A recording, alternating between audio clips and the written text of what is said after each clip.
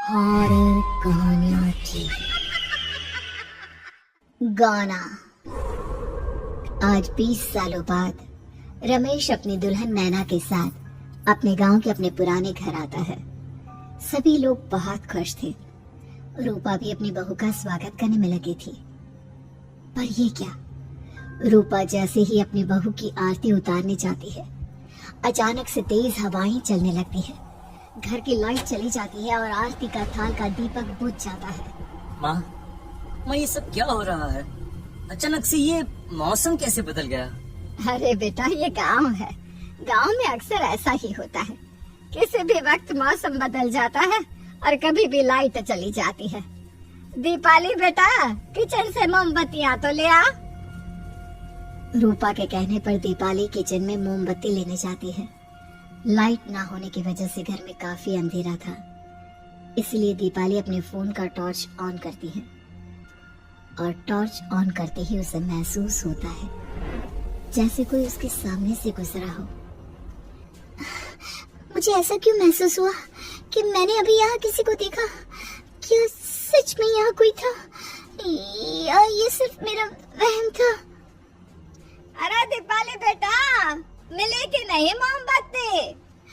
हाँ माँ, बस अभी लाती हूँ। दीपाली सारी बातों को भूलकर मोमबत्ती जलाती है और जैसे ही मोमबत्ती लेकर वापस बाहर जाने के लिए पीछे मुड़ती है तो उसके सामने एक 10 साल की छोटी बच्ची खड़ी होती है।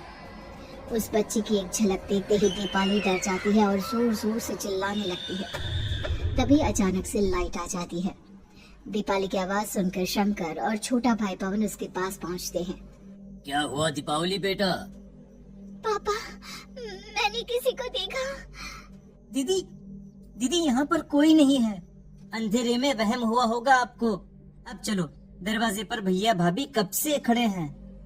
दीपाली भी इसे अपना एक वहम समझकर सबके साथ बाहर चली जाती है, जहाँ वो लोग अपनी भाभी का स्वागत करते हैं। नैना अपने पैरों से कलश को गिराकर थाल में पैर रखती है और घर के अंदर जाती है। सब घर के अंदर चले जाते हैं। भाभी, मैं आपकी ननद नहीं, आपकी छोटी बहन और फ्रेंड की तरह हूँ, इसलिए कभी भी आपको ये लगे कि भैया आपको सता रहे हैं तो आप उनकी शिकायत मुझसे कर देना। भाभी भैया की शिकायत करे या ना करे, पर मुझसे और माँ से तेरी शिकायत जरूर करेगी।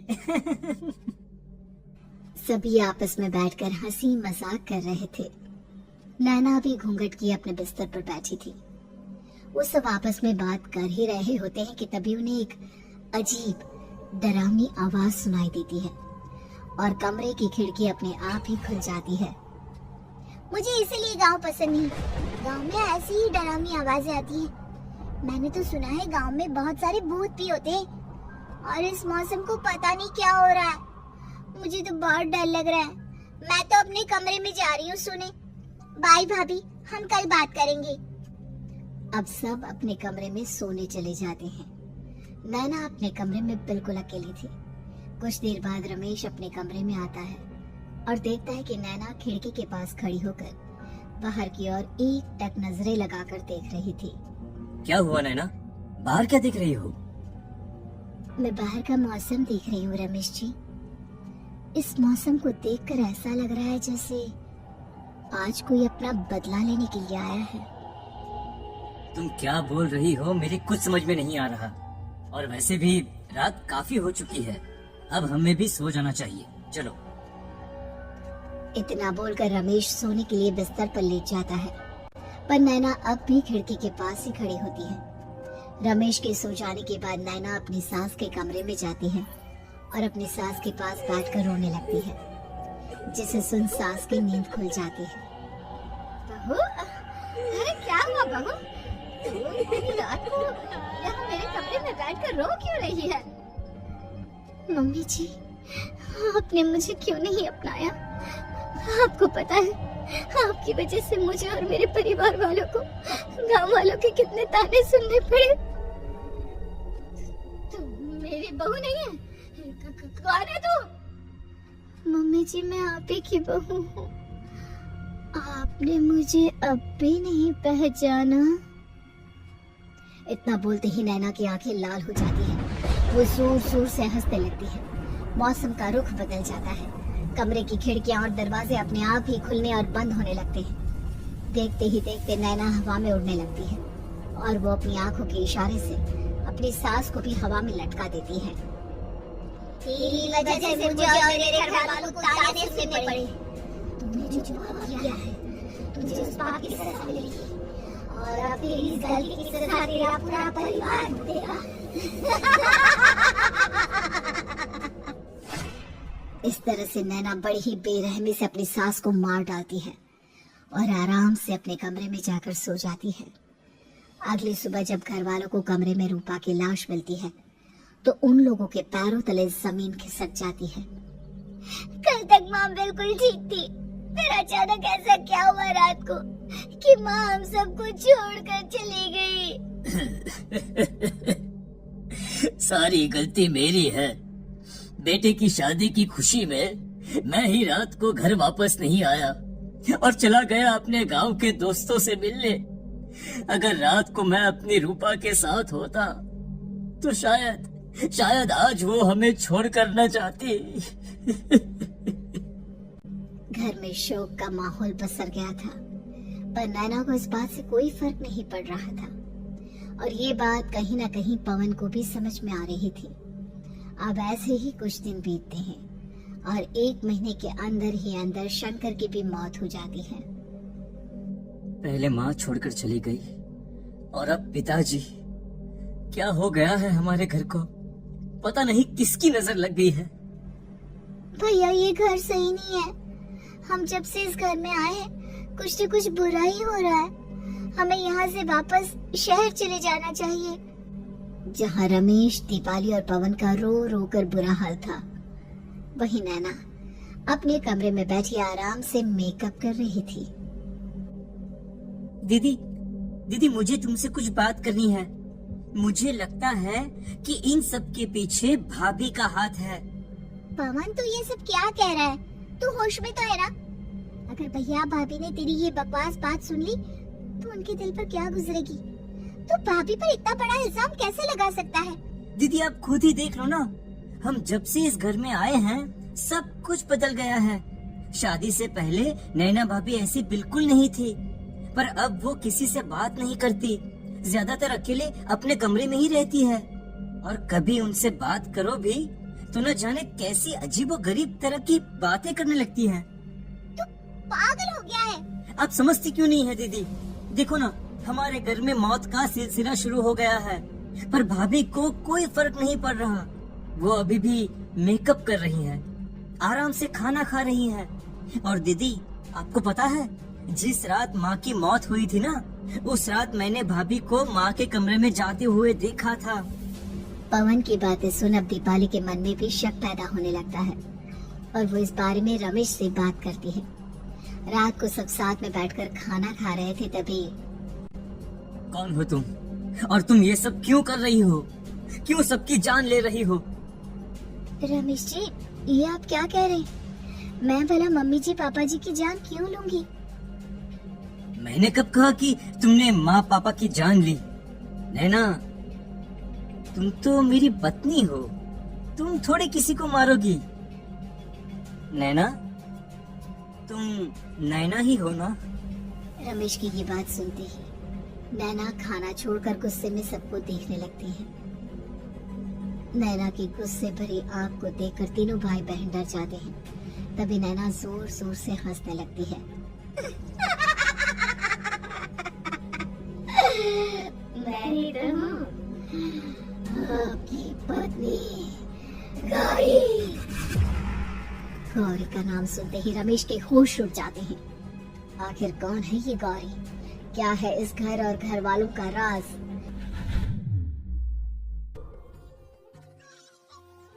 हमारे दोनों बच्चे एक साथ कितने अच्छे लग रहे हैं ना? हाँ, कितने अच्छे दोस्त हैं दोनों। बस बड़े होने के बाद भी इनकी ये दोस्ती बनी रहे तो बच्चे कितने खुश रहेंगे। मैं क्या सोच रहा था कि क्यों ना हम अपनी दोस्ती को रिश्तेदारी में बदल दें। मैं अपने बेटे रमेश की शादी तेरी बेटी गौरी से करना चाहता हूँ। इस तरह हमारे बच्चे भी हमेशा साथ रहेंगे और हमारी दोस्ती भी रिश्तेदारी में बदल जाएगी। शंकर के इस बात से उसके दोस्त को बहुत अच्छा लगता है और वो अपनी बेटी की शादी रमेश से करवाने के लिए तैयार हो जाता है। बहुत जल्द दोनों परिवार मिलकर बचपन में ही रमेश और गौरी की शादी करा देते हैं। अरे शंकर, अपने बच्चों की शादी करवा कर हमने अपनी दोस्ती को रिश्तेदारी में बदल तो लिया, पर मैं चाहता हूँ कि अपनी गौरी का गौना 2 साल बाद करूँ, ताकि वो थोड़ी समझदार हो जाए। अरे हाँ हाँ दोस्त, बिल्कुल, हमें कोई दिक्कत नहीं है। इसी तरह समय बीतने लगता है। समय के साथ शंकर का कारोबार तरक्की पकड़ लेता है और 2 साल बाद शंकर अपने पूरे परिवार के साथ शहर में शिफ्ट होने की तैयारी कर लेता है। जब यह खबर उसके दोस्त को पता चलती है तो वो शंकर से बात करने उसके घर जाता है। शंकर, 2 साल पूरे हो चुके हैं और अब तू शहर भी जाने वाला है। मैं सोच रहा था कि तेरे शहर जाने से पहले गौरी का गौना कर दूं, ताकि तू अपनी बहू को अपने साथ लेकर जा सके। ये तो कैसी बातें कर रहा है? रिश्तेदारी बराबरी वालों से होती है, और वैसे भी अब मेरा बेटा या मेरा परिवार कोई भी इस रिश्ते को नहीं मानता। ये तो कैसी बातें कर रहा है दोस्त? जब हमने अपने बच्चों की शादी करवाई थी तब हम दोनों ही एक बराबर थे। पिछले 2 साल में तेरा कारोबार थोड़ा सा अच्छा क्या चल गया तो पुराने रिश्ते ही तोड़ देगा। देख भाई, ऐसा मत कर। अगर तूने मेरी बेटी को अपनी बहू के रूप में नहीं अपनाया तो कोई भी मेरी बच्ची से शादी नहीं करेगा। अरे उसकी जिंदगी बर्बाद हो जाएगी। यार देख, वैसे भी बाल विवाह तो कानून मान्यता नहीं देता, फिर मैं कैसे दे दूं? तू अपनी बेटी के बड़े होने पर उसकी शादी किसी दूसरे लड़के से करवा देना। वैसे भी तब तक ना उसे और ना ही गांव वालों को ये बात याद रहेगी। मेरे बेटे को बख्श दे मेरे भाई। इस तरह से शंकर अपने दोस्त के परिवार और गौरी को गांव वालों के ताने सुनने और जिल्लत से भरी जिंदगी जीने के लिए छोड़ अपने परिवार वालों के साथ शहर चला जाता है। अरे इनकी गौरी में ही कोई दोष होगा, तभी तो लड़की वालों ने इनकी बेटी को अपनी बहू के रूप में नहीं अपनाया और उसको यहाँ छोड़कर शहर चले गए। अब कौन थामेगा इसी लड़की का हाथ? अरे पता नहीं कैसा आदमी है जो गांव वालों के इतने ताने सुनकर भी सर उठाकर गांव में चल रहा है। अरे अगर मेरी बेटी के साथ ऐसा हुआ होता ना तो मैं तो शर्म के मारे मर ही जाता। हाँ, दिन रात लोगों की नजरों में अपने लिए ग्रहण देख और सबके ताने सुन सुन अब गौरी के पिता हिम्मत हारने लगते हैं और एक रात गौरी के माता पिता खुदकुशी कर लेते हैं। ये सदमा गौरी भी सहन नहीं कर पाती और उसकी भी मृत्यु हो जाती है। तुम्हारे परिवार की वजह से हम लोगों ने अपनी इज्जत और जान गंवाई। इसका बदला तो तुम्हें चुकाना पड़ेगा, वो भी अपनी जान देकर। हंसते हुए अब नैना हवा में उड़ने लगती है। नैना अब पूरी तरह से बदल चुकी थी। गौरी की आत्मा उसके शरीर पर हावी हो चुकी थी। उसकी आंखें सफेद, पैर उल्टे, चेहरा काला और बाल बिखर गए थे। अब गौरी अपनी शैतानी शक्तियों से घर के हर कोने को अपने काबू में कर लेती है और सीधी दीवार पर जाकर चिपक जाती है। मुझे अपना बदला चाहिए। बदला लूंगी मैं तुम सबको खत्म कर दूंगी। गौरी इतनी तेज चिल्ला रही होती है कि उसकी आवाज से घर के सारे कांच टूट जाते हैं। सामान इधर उधर गिरने लगता है और ये सब देखकर तीनों भाई बहन के होश उड़ जाते हैं। बचाओ, भागो, भागो। उन तीनों को अपनी जान बचाने के लिए यहाँ से वहाँ भागता देख गौरी जोर जोर से हंसने लगती है। तभी दीपाली घर से बाहर निकलने लगती है, जिसे देख गौरी गुस्से में अपनी शक्तियों से तुरंत घर का दरवाजा बंद कर दीपाली को हवा में उड़ा देती है। बाहर भागी थी, मुझसे बचकर भागना चाहती है? कोई नहीं बचेगा, आज तुम सब मरने वाले हो। अचानक घर में भूतिया आवाजें गूंजने लगती हैं, तेज हवाएं चलने लगती हैं। सोफा, टेबल, कुर्सी सब हवा में उड़ने लगता है। ये सब देखकर रमेश, दीपाली और पवन की रूह कांप जाती है। घर में ये सब होते हुए और अपनी बहन को हवा में उड़ते हुए देख रमेश और पवन को भी समझ में नहीं आ रहा था कि वो क्या करे, कैसे अपनी जान बचाए। इतने में गौरी अपनी आंखें दीपाली की तरफ करती है और अपनी शैतानी शक्तियों से उसका गला दबाने लगती है। भागने का बहुत शौक है ना, अब मैं तुझे इस दुनिया से ही भगा दूंगी। इतना बोलकर गौरी दीपाली को उठाकर फेंक देती है और दीपाली दीवार से टकराकर नीचे गिर जाती है। दीपाली के पूरे शरीर में चोट के निशान होते हैं और वो उठ भी नहीं पाती। दोनों भाई भागते हुए अपनी बहन के पास जाते हैं। ये तो बस शुरुआत है, मैं तुम तीनों को तड़पा मारूंगी। अरे अरे पर हमने क्या किया है? हम तीनों भाई बहन तो निर्दोष हैं। गलती तो हमारे माता पिता ने की थी और उन्हें तुम पहले ही मार चुकी हो, फिर हमारे पीछे क्यों पड़ी हो? पवन के इतना बोलते ही गौरी एक हवा के झोंके की तरह उसके पास आती है और उसका गला पकड़कर उसे हवा में उठा देती है और रमेश को गुस्से भरी नजरों से देखती है। गलती मेरे परिवार की नहीं थी, पर तुमको बुरा पड़ा। मैं किसी को नहीं छोड़ूंगी। गौरी पवन को हवा में उछाल देती है, जिस पर कमरे की छत से टकराकर जमीन पर आकर वो गिरता है। उसके सर और शरीर पर जगह जगह चोट लग जाती है और खून बहने लगता है, जिसे देख अब रमेश से चुप नहीं रहा जाता। गौरी, तुम्हारा गुनहगार मैं हूँ। तुम्हारी शादी मुझसे हुई थी। अगर तुम्हें बदला चाहिए तो मुझसे लो। मेरे भाई बहन को छोड़ दो। तुम मुझे मार दो। मरना तो सबको पड़ेगा। अरे पर इसमें उन दोनों की कोई गलती नहीं है।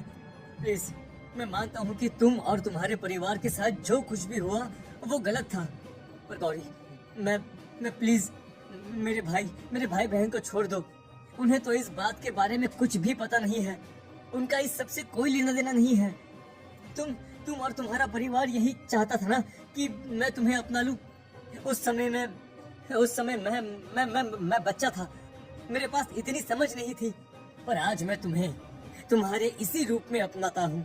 मेरे साथ जो करना है कर लो, बस मेरे भाई बहन की जान बख्श दो उनकी जान। रमेश की ये बात सुनकर गौरी का गुस्सा थोड़ा शांत होता है। ठीक है, मैं तुम्हारे भाई बहन को नहीं मारूंगी, पर तुम्हें मरना होगा और तुम्हारी आत्मा को मेरे साथ शादी करनी होगी। मुझे मंजूर है। अब रमेश गौरी के साथ छत पर जाता है और छत से नीचे कूद जाता है। रमेश के मरते ही गौरी उसकी आत्मा को अपने साथ ले जाती है और इस तरह से रमेश खुद मरकर अपने भाई बहन को बचा लेता है।